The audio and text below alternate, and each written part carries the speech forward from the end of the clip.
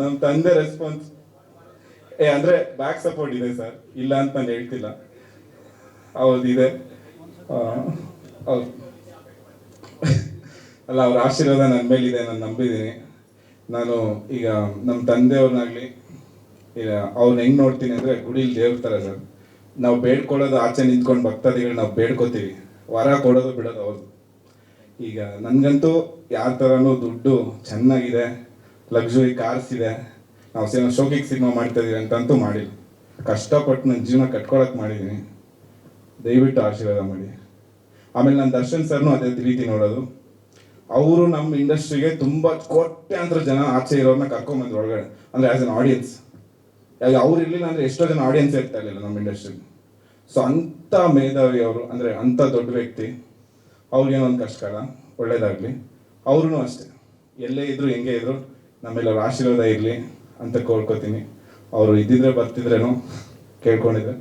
But yeah, like I think will all work together and ನಮ್ಮ ಇಂಡಸ್ಟ್ರಿನ ಚೆನ್ನಾಗಿ ಬೆಳೆಸೋದಕ್ಕೆ ಪ್ರಯತ್ನ ಪಡೋಣ. ಒಳ್ಳೊಳ್ಳೆ ಕತೆಗಳು ಮಾಡೋಣ ಸರ್, ಒಳ್ಳೆ ಕತೆ ಮಾಡೋಣ, ಒಳ್ಳೆ ಸಿನಿಮಾ ಕೊಡೋಣ.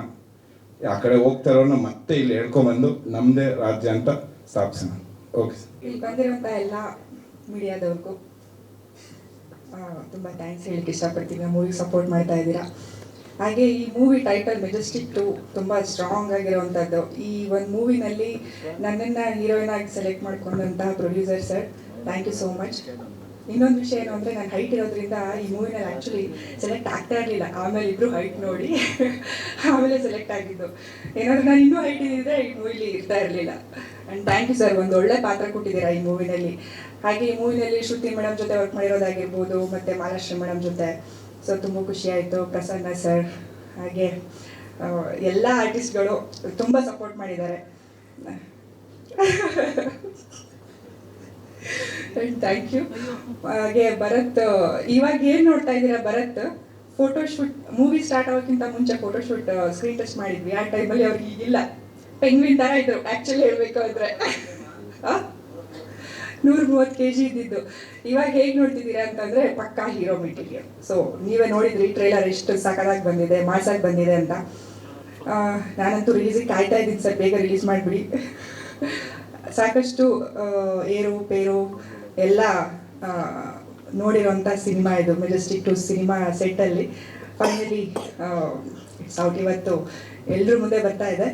ದಯವಿಟ್ಟು ಎಲ್ಲ ಸಪೋರ್ಟ್ ಮಾಡಿ ಅಂತ ಕೇಳ್ಕೊಳ್ತೀನಿ. Thank you so much. Majestic 2 cinema ಸ್ವಲ್ಪ ತಡ ಆಯಿತು. ಕಾರಣ ಇಷ್ಟೇ, ನಾನು ಆಗಾಗ ಸ್ವಲ್ಪ ತಲೆ ಕೆಡಿಸ್ತಾ ಇದ್ದೆ ನಮ್ಮ ನಿರ್ಮಾಪಕರಿಗೆ. ಶ್ರೀನಿವಾಸನನ್ನು ಕೇಳ್ತಾ ಇದ್ದೆ, ಅಣ್ಣ ಯಾವಾಗಣ್ಣ ಸಿನಿಮಾ, ಎಲ್ಲರೂ ಕೇಳ್ತಾ ಇದ್ದಾರಣ್ಣ. ಆ ಪ್ರೊಡ್ಯೂಸರ್ ಒಂದು ಮಾತಂದರು, ದೊಡ್ಡ ದೊಡ್ಡ ಸಿನಿಮಾಗಳು ಬರ್ತಾ ಇದೆ, ಅವೆಲ್ಲ ಹೋಗಲಿ ಸ್ವಲ್ಪ, ಅದು ಹೋಗಾದ್ಮೇಲೆ ನಾವು ಮಾಡೋಣ, ರಿಲೀಸ್ ಮಾಡೋಣ ಅಂದರು. ಆ ಟೈಮ್ ಕರೆಕ್ಟಾಗಿ ನಮ್ಮ ನಿರ್ಮಾಪಕರಿಗೂ ಸ್ವಲ್ಪ ಹೆಲ್ತ್ ಅಪ್ಸೆಟ್ ಆಯಿತು. ಅದೊಂದು ಸ್ವಲ್ಪ ಡಿಲೇ ಆಯ್ತು ಅಷ್ಟೇ. ಸಿನಿಮಾ ತುಂಬ ಅದ್ಭುತವಾಗಿ ಬಂದಿದೆ. ಈಗ ತಾನೇ ಟ್ರೈಲರ್ ನೋಡಿದ್ರೆ, 3 ಹಾಡುಗಳನ್ನೂ ನೋಡಿದರೆ, ಇನ್ನು ಹೀರೋ ಹೀರೋಯಿನ್ ಆಗಲಿ, ಯಾವುದೇ ಸೀನಲ್ಲಾಗಲಿ ಫೈಟಲ್ಲಾಗಲಿ ಎಲ್ಲೂ ಹೊಸಬ್ರು ಅಂತ ಅನಿಸಿಲ್ಲ ನನಗೆ. ಅಷ್ಟು ಶ್ರಮ ವಹಿಸಿ ಮಾಡಿದ್ರು.